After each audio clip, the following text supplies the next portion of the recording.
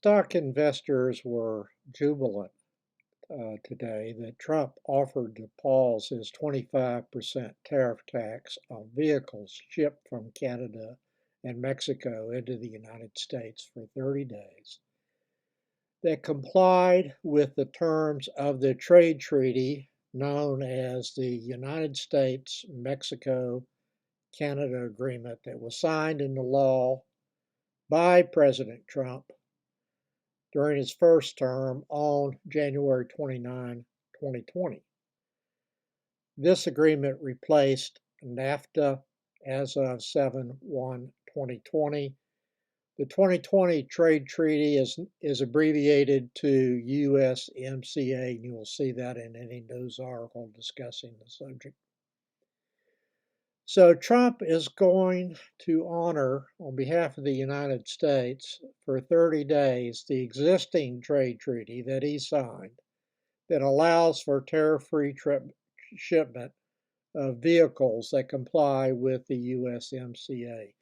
And that basically deals with the the percentage of parts that were manufactured in North America having to be complied with, as well as the aluminum content having to be at a certain level.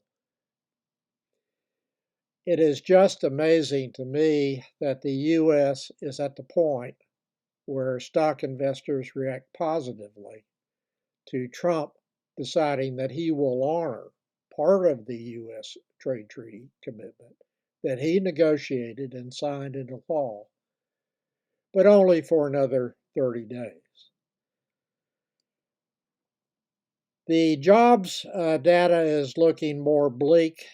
ADP reported that the economy added only 77,000 private jobs in February, far below the consensus forecast of 148,000 and even further below the 186,000 jobs that were private jobs that were added in January.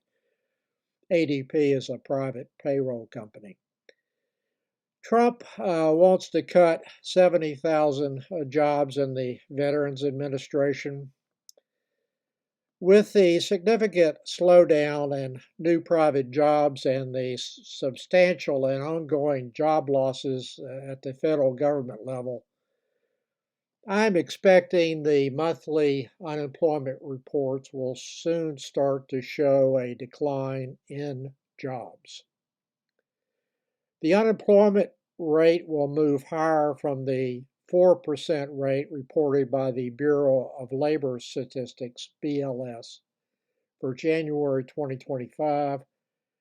I am predicting a 5% or higher unemployment rate by year end, provided Trump is allowed to fire the probationary federal workers without complying with existing regulations, which is what he has been doing for a few weeks now. The currently independent Merit Systems Protection Board ruled today that the 6,000 workers at the Department of Agriculture who had probationary status, which deals with how long they have been employed in their jobs by the federal government, were unlawfully fired, and the board ordered Trump to rehire them.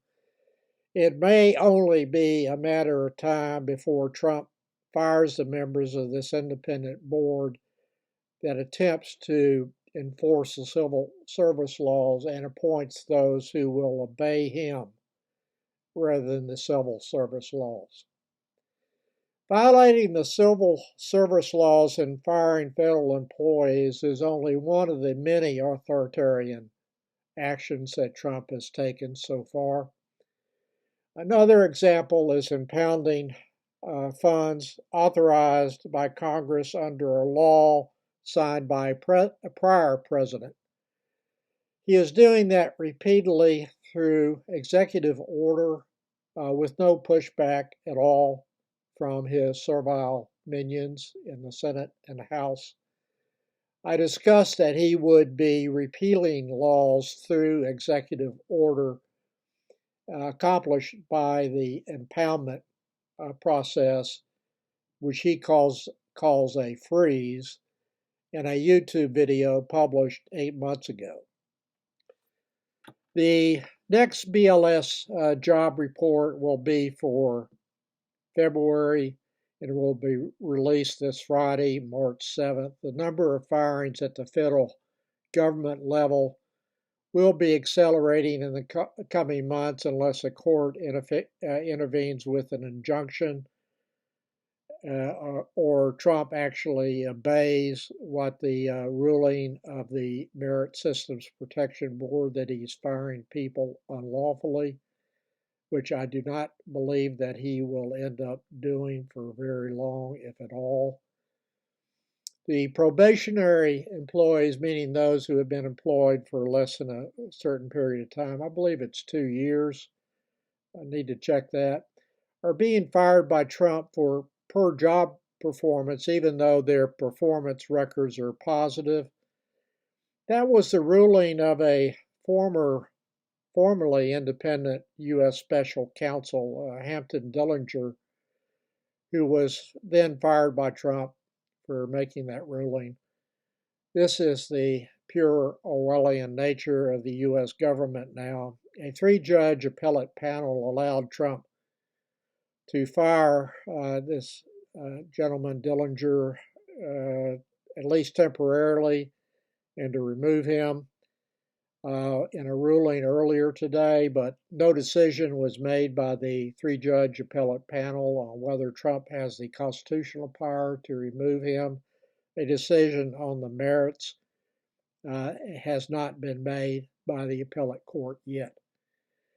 For the first 3 years in Trump's first term, there was a substantial decline in new job creation compared to the last 3 years of Obama's second term. This is, of course, from the BLS data and is considered fake news by his supporters. I talked about that number taken from the BLS data in a prior video, which I will link in the More section below.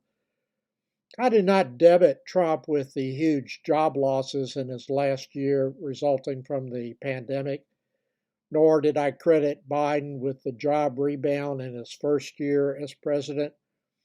It is just a fact that the new jobs in the last 3 years of Obama's second term and the last 3 years of Biden's term were far better than the first 3 years of Trump's term, and it's not looking up for at least the first year of Trump's term.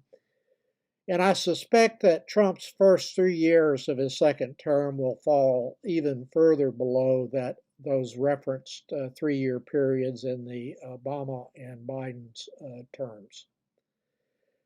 But facts do not matter in the Orwellian world that we all must now endure for at least 4 more years.